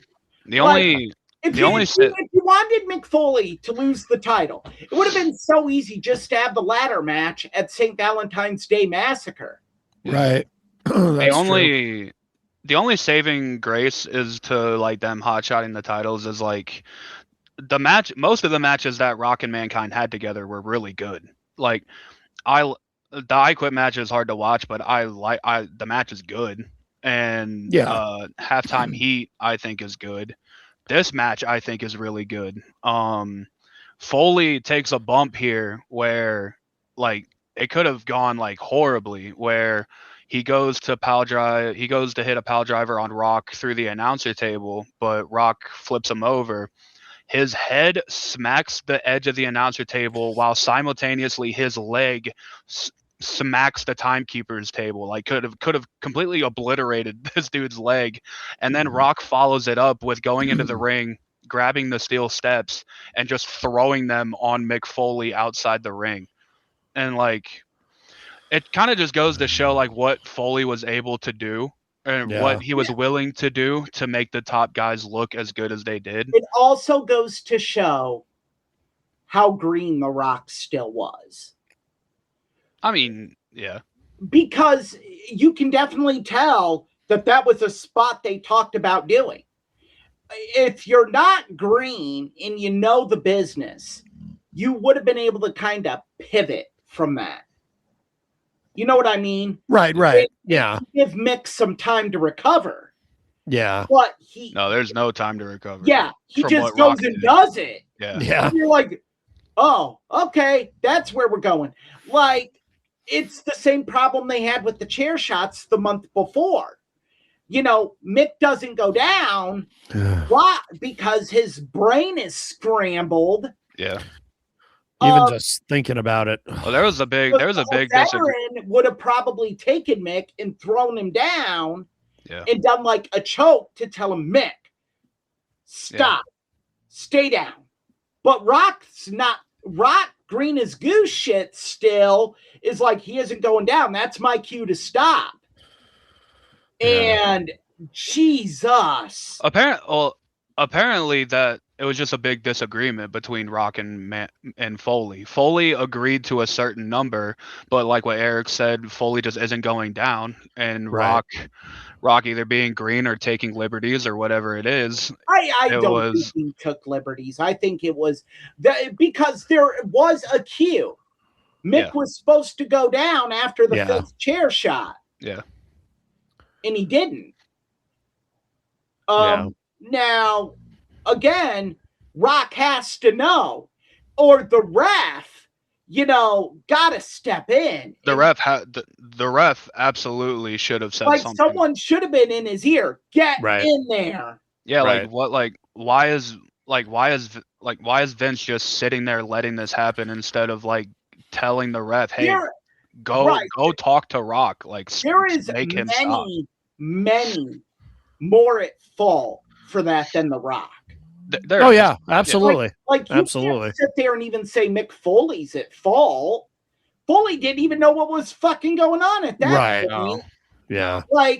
So what are there are many more people whose hands are in that when Mick Foley dies and they look at his brain, they're like, yeah, he had CTE. It's on their hands and not the Rock's. I mean, yes, the Rock could have done something different, but knowing what he probably knew then, and what do you want him to do? Yeah, it's not just the Rock that did these things to Mick Foley, though. Pretty much every big feud Foley had, he was willing to do something he should not have done. There it is. Mick Foley deserves, a lot of it. And, and Mick has owned it. Oh, 100%. Yeah, he's never said otherwise. Yeah. No. Yeah. So he has never, that is why I will always respect and adore Mick Foley. He has never blamed the business. Except, though, in this instance, he did. And does this come up in Beyond the Mat? Didn't he say that he was a little bit surprised that allegedly The Rock never went to check on him afterward? Rock never called him or talked to him about it, which is strange. But it is. And I don't have a defense. Just like I don't have a defense for Owen Hart not calling to check on Steve Austin. Right. I guess some guys maybe are like, ugh, that's gonna be uncomfortable for me. Yeah. But hasn't The Rock also claimed that he actually did and that Mick just doesn't remember? Hasn't the Rock said that? I mean, I could be wrong, or someone said that, I think I might be wrong about that. That has come out. Yeah. I think Mick's problem was it wasn't immediate. I think The Rock eventually did say something to Mick about it. Because if you watch Beyond the Mat, The Rock goes up to him and says, "Good match, brother." And they he does? Yeah. I don't even remember. Yeah, Rock walks up to Mick and goes, "Hey, are we good?" And Foley just kind of looks at him and nods his head, and he goes, "All right, good match," and walks away. Okay. Meanwhile, his wife, baby Noelle is terrified at what she had seen. Yeah. And traumatized. And his wife is basically saying, "You got to retire. You can't do this anymore." Yeah. Yeah. But going back to the end of The Last Man Standing.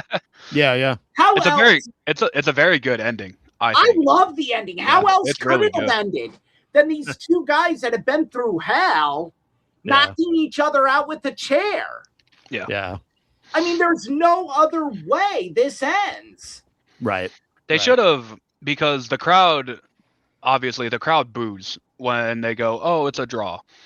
But they never, because you know how sometimes they go, "It's a draw, but still WWE champion is Mankind," and that kind of gets the crowd back. They don't do that for some reason, which I thought was very odd. They could have gotten the crowd back instantly. If I had and I'm hypothesizing here, is probably to sell the draw. Yeah. You sell the totality of the event. Yeah, because both Rock and Mankind get taken out via stretcher at the end. Yeah. So I agree with Austin, though. It's weird that they should have done that. Yeah, because it would have brought the crowd back. Yeah, it doesn't gain anything. Yeah. I think a lot of it is maybe saying, but still champion is a cue to play the music, and maybe they didn't want music playing. Right. Yeah, because music playing while two dudes are being I just kind of a weird look. That's true. And someone throws it, and you hear the crash bang, and Mick Foley's getting carried out on a stretcher. Yeah. Like, good point. Doesn't really do a lot for your championship to have your champion going out on a stretcher. And then was that the and then there's one more match after that. Yeah, the Stone main event. Cold Steve Austin versus Vince McMahon in a steel cage match. In a steel cage match that never even saw the inside of the ring till the very end. Yeah. It's a very odd looking cage too. It's the classic like blue bar steel cage, but it's painted black. But I swear had they not gone away from that cage yet? Was it not like just the steel cage we see? No, like they now? had not went with the mesh until later. Okay. Because like there's a lot of dead time in between matches because they got to set up the cage on the ring. So like they didn't just lower it down like they do now. It was, and it's very obvious that, I mean, it's not, the finish isn't obvious, but you can tell when Stone Cold makes his entrance, he like shakes the side of the cage that he eventually gets thrown through, and it is a lot more wobbly than the other side of the cages. And interesting. the cage like damn near crumbles when Stone Cold tries to climb it. Oh, that's funny. Yeah. It was very funny looking back on it, knowing what happened. Yeah, knowing how it ends. Like, I mean, the match is what it is. I think it was great I think it was a good idea to put those two in a steel cage match. I think how the match was laid out, no. They eventually, Stone Cold and Vince eventually had to have a match. Like that was inevitable. I just don't know if this was the idea. You know, I like the whole idea of Vince.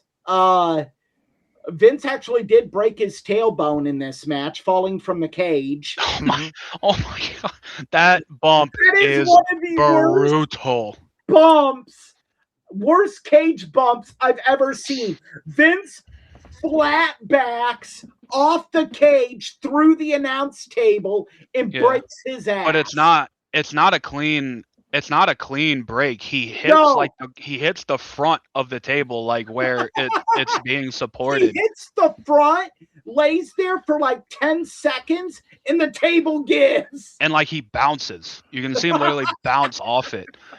And by the way, too, it's worth mentioning, this is all happening to I believe at that point, a 52-year-old man. Yeah. Like not a wrestler, not an athlete. No. Like obviously, because he flat backs a fall from the cage. Yeah. And like it's like Patterson and Briscoe took him aside and he's like, "Hey pal, how do I take this bump?" Yeah. Oh, Vince, you just flat back it, you'll be fine. Yeah. It would have been a pretty clean bump if Vince actually covered the ground that he needed and he lands right in the middle of the table, like every wrestler would have done. You can tell Vince, when he goes off the cage, completely tenses up and sandbags. Yeah. Like it looks like the best way to describe it is a mentally challenged version of Rikishi being thrown off the set into the hay truck. Yeah. It's because climbing up to the cage, you can see both Stone Cold and Vince look at the table.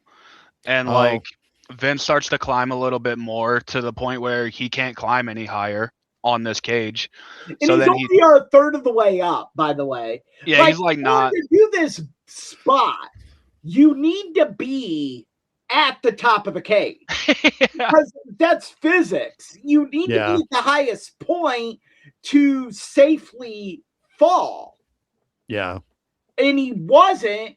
I don't know why Steve went through with it. Steve should have coached him to climb up more. Because he hits the table and Stone Cold just kind of sits there for a second and looks at it like, oh, holy shit, he's hurt. Like how could you not think he's hurt after taking a bump like that? Like he could not have taken that bump worse if he tried. The only way you take that bump that badly is you do not know what you are doing. Yeah, like he honestly would have been better if he missed the table entirely. Like Oh, if he yeah. if he fell in front of the table and didn't even touch it, like he would have been better off. Like Yeah. I even the Paul White spot coming in and throwing it's Austin his through the debut. cage, it Yep. just looks bad. I Like, think it's a very creative way for Stone Cold to win the match. It's a creative way to win the cage match. Yeah, I liked it. I thought it was creative. No, I'm not saying it was. The spot looked bad, not the idea. Okay. Yeah, the spot doesn't look that The execution is bad. Yeah. I think in a kayfabe sense, it makes Big Show look like an idiot from day one, which is kind of my issue with it because he literally throws him at the cage, and like wasn't the idea of Big Show even debuting was to help Vince win this match? He did the old yeah before he did it, and you're like, that was always the one thing that I hated he did in WCW.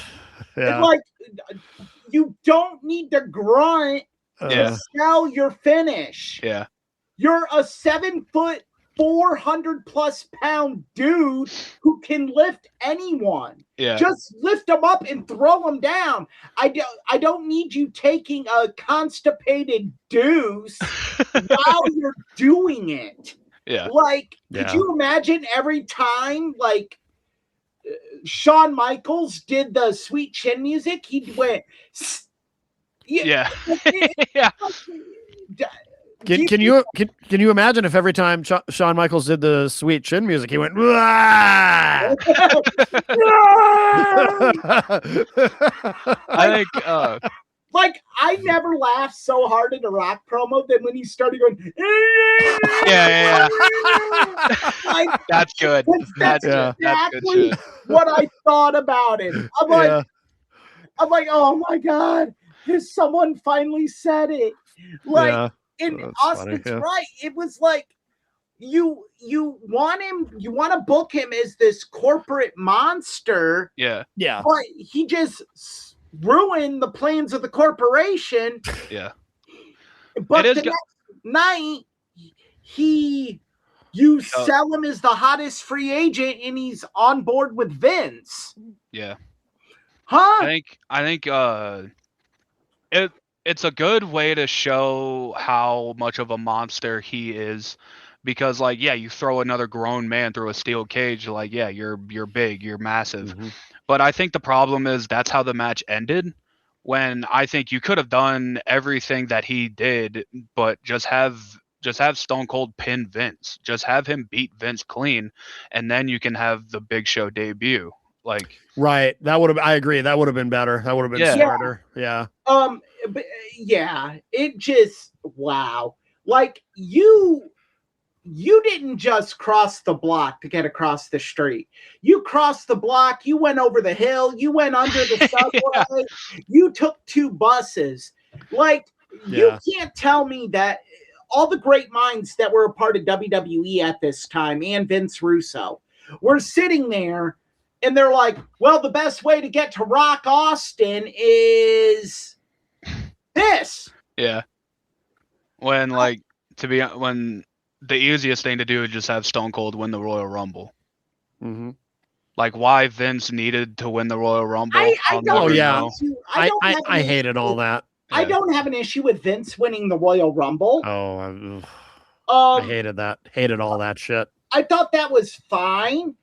I didn't even have an issue with the night on Raw when Vince was like, I forfeit it, and they had Shawn come on and say, well, I read the rule books, and because I thought that was a cool little nuance. I think at that point, you could have done something where Vince, for the next 2 months, is out to make next month and a half, whatever, Stone Cold's life a living hell. Every week he has to compete on Raw.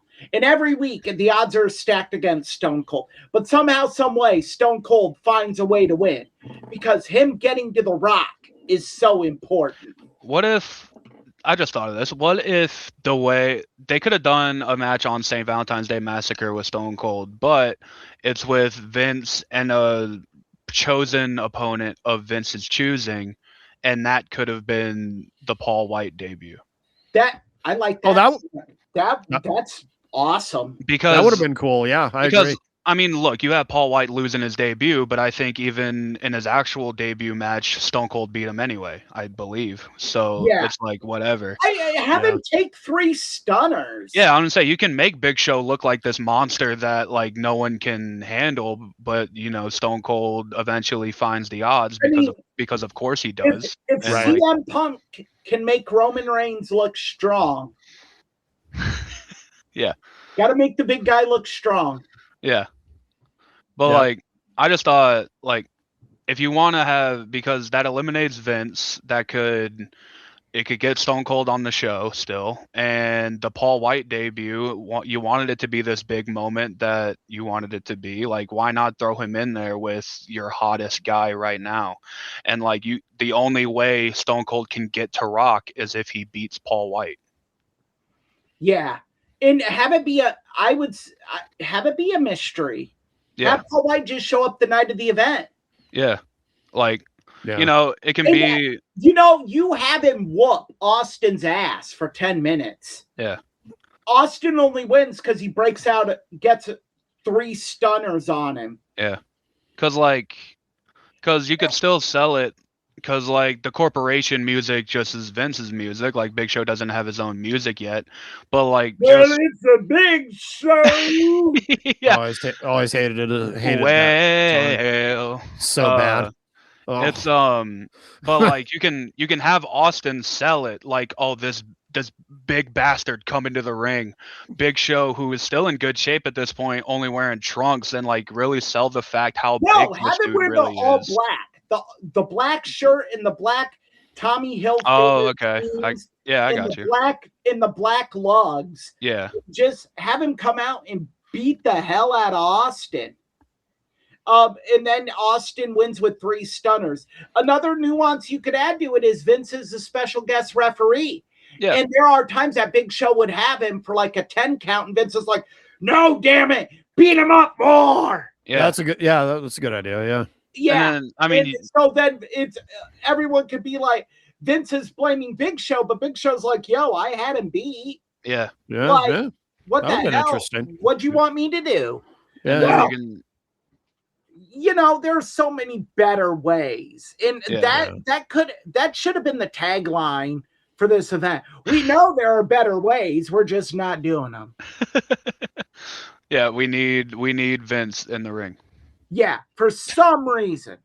I mean, could you imagine being a wife expecting to go out for Valentine's Day and your husband's like, "Hun, we gotta watch this show. Watching this pay-per-view." Yeah, we gotta watch Stone Cold. I'm sorry. We gotta watch Stone Cold versus Vince. Yeah, and it's like you can still do all that. And then like you can still do the promo on Raw where Vince is introducing Paul White as I don't know when he gets the Big Show name eventually, but like, this is our guy. This is the Big Show, Paul White. Yeah. And he is my corporate monster. Like, it would still go off just fine. Yeah. But like, I get it. The Austin and Vince rivalry was so hot at the time, they almost needed to have a match. But you could have waited. Like, he didn't have to be a part of the Mania build as much as he was. Right. Yeah. Especially when you have Stone Cold and The Rock right there, which are the 2 biggest names you have. Yeah. This card, I don't know who decided we cover this. I was terrible idea.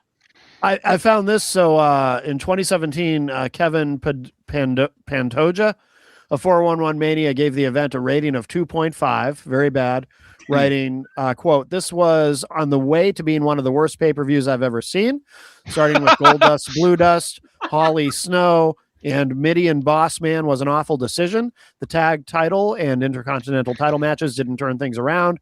It wasn't until the final 3 matches that things became watchable. Mankind, Rock, was match of the night, but even that wasn't great. Austin Vince and the DX tag were both decent. A lame show heading into what turned out to be a shitty WrestleMania. I disagree with the shitty WrestleMania part. I disagree with that as well. I think 15 was a good WrestleMania. It wasn't great. It wasn't one that you're going to put up in the Hall of Fame. Right. But I thought it was good. Plus, it had Butterbean getting knocked the fuck out. By Butterbean, yeah. On Cage Match, St. Valentine's Day Massacre has a average rating of 5.81. Out of how many? Out of 10? Out of 10, yeah. Yeah. The highest is probably the average for an Attitude Era pay-per-view. The highest rated match is Mankind and The Rock, which here tells me got a 3 3/4 star on the Wrestling Observer. And just if you were curious, what did the real match of the night get? Gold Dust versus Blue Dust. Let me see. Oh, good lord! It got. I'll just go through all of it real quick. Not rated for Gold Dust versus Blue Dust. Bob Holly and Big Show got 1 star. Or Bob Holly and Al Snow got 1 star. Sorry. Big Boss Man and Midian got a star.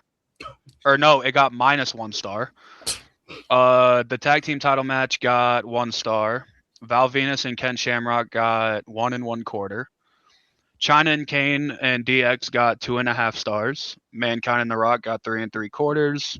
And Stone Cold and Vince got 2 3/4.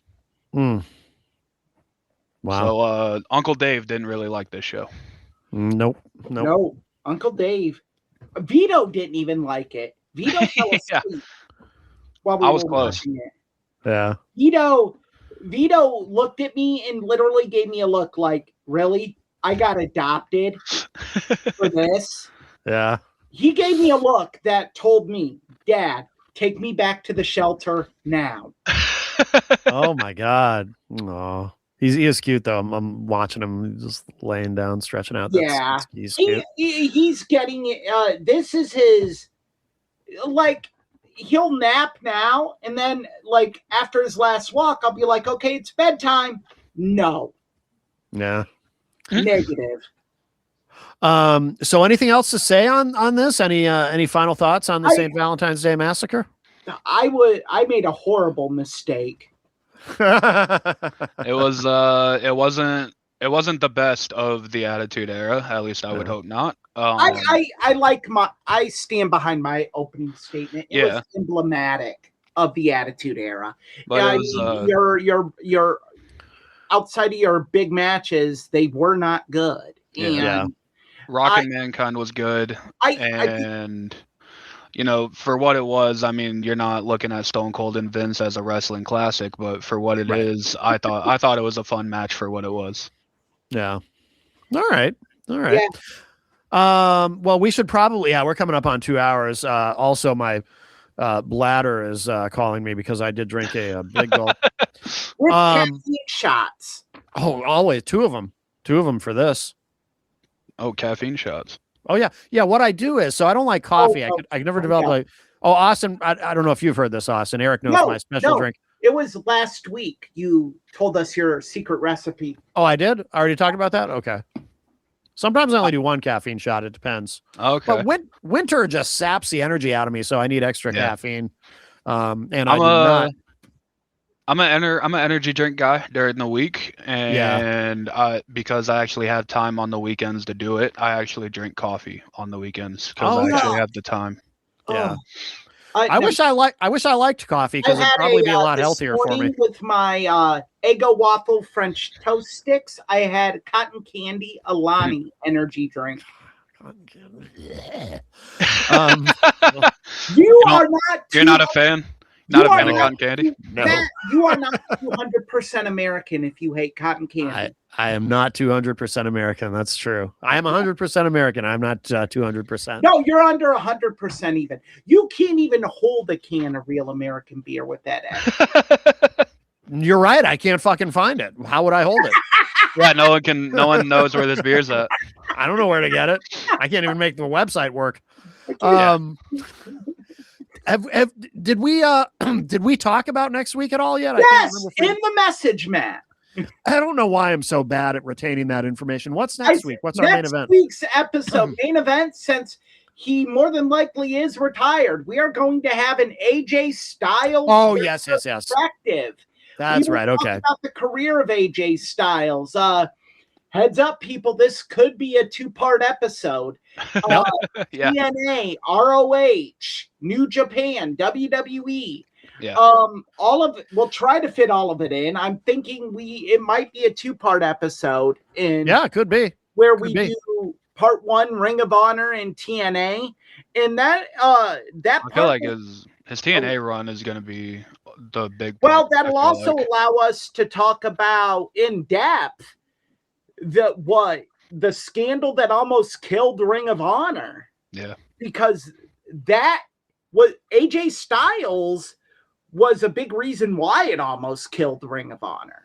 Okay. Yeah. So that'll be very interesting. Okay. Yeah. And Austin was a baby when that happened. So he knows about it now, but I actually lived through it as a Ring of Honor fan. Yeah.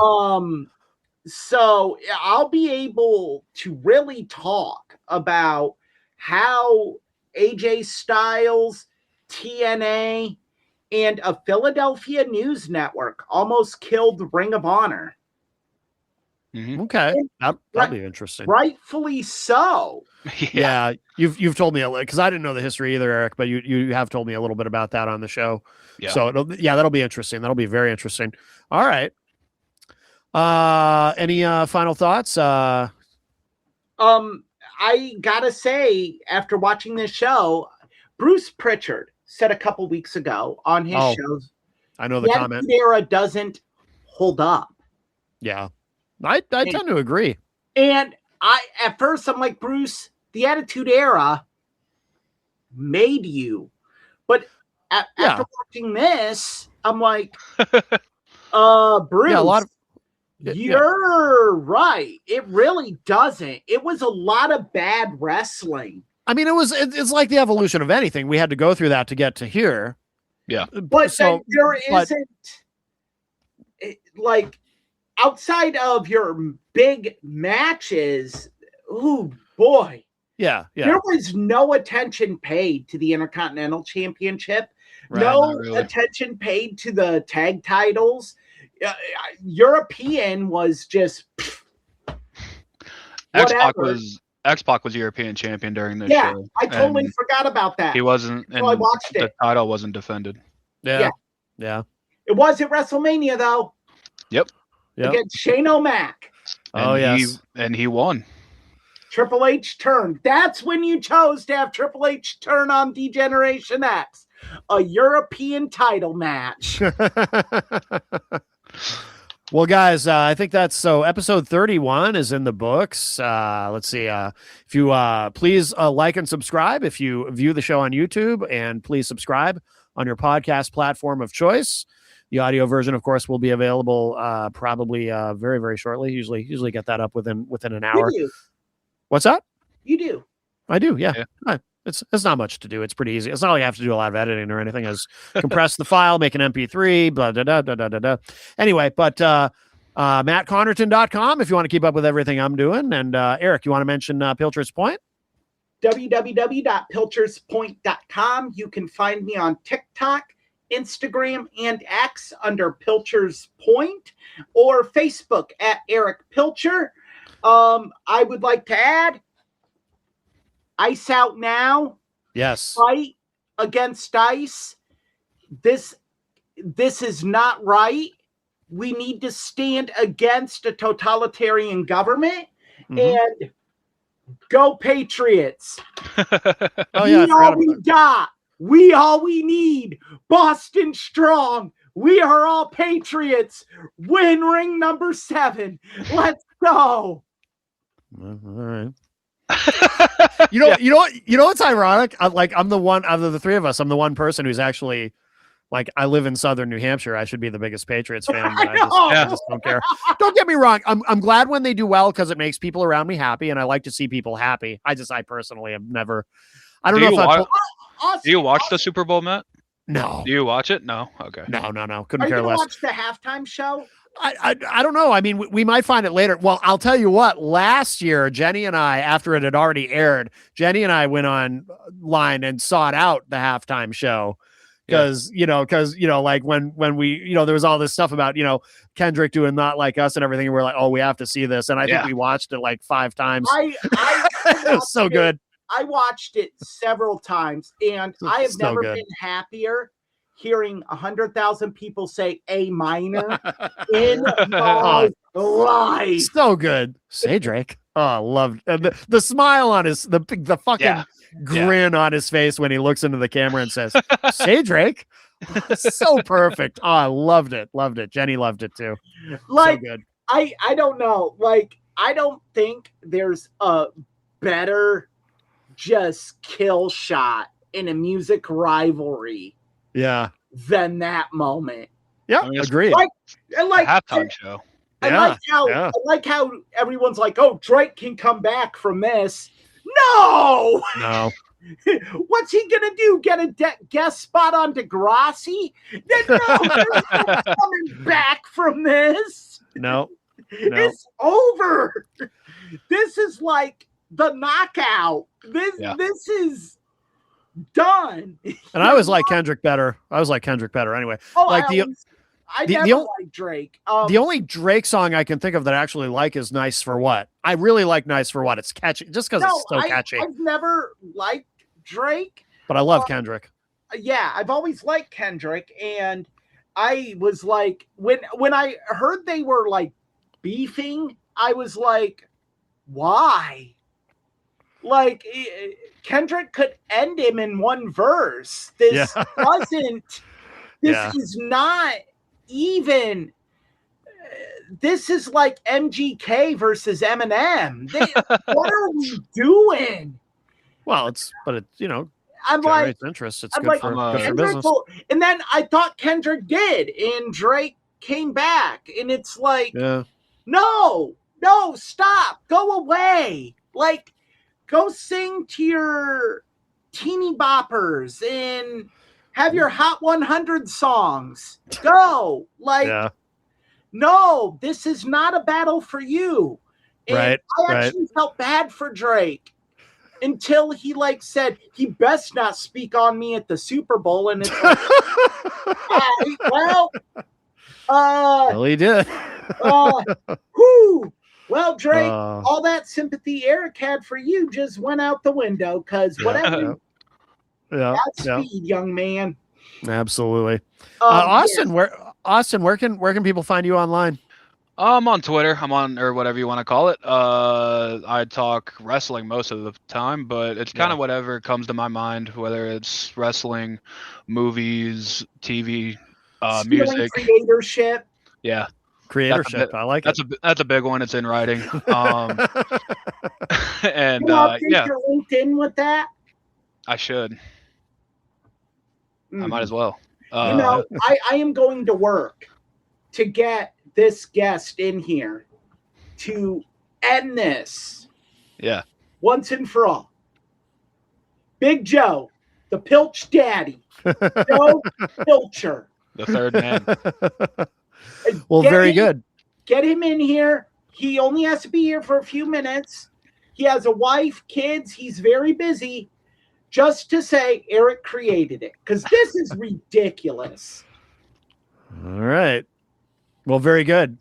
All right, guys. Thank you. Thank you to everyone who watched and listened. And we will talk to y'all next week on Tough Bumps. Bye, everybody. Bye.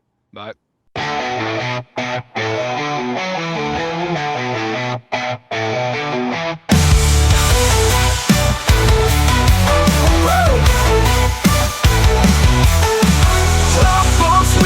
We rise again. Blood and grit, it's how we begin. Night and air, we fire up the flame. Wrestling lives on the Tough Bumps name.